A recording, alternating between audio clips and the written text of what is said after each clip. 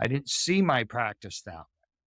I was this maker who made things and did these things in isolation in my studio and then put them out in the world and hoped that people would respond to them. Once, I guess it was a level of maturity that I reached where I started to realize that this was, in fact, a business. I was able to broaden that my practice to embrace also the management of this small, and it worked. Uh, and it took me through this whole 50-year plus period. I do think people, when you talk about the arts today, and I even saw this when I was at the university, when I was in the textiles department, especially with students who were pursuing degrees in textile design.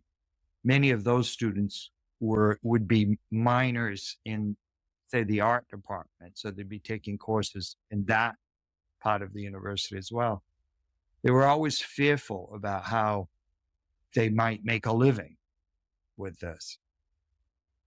But I've known a lot of artists through my career, and they all make a living, and they all do it in their own way.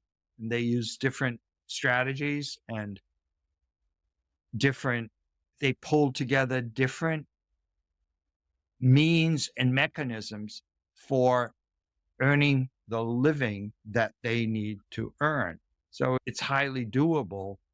But I think for me, it got much better once I realized that this was a business that I had created. And it was also an art practice, I had to always consider those two pieces together, uh, and make sure that they were in balance.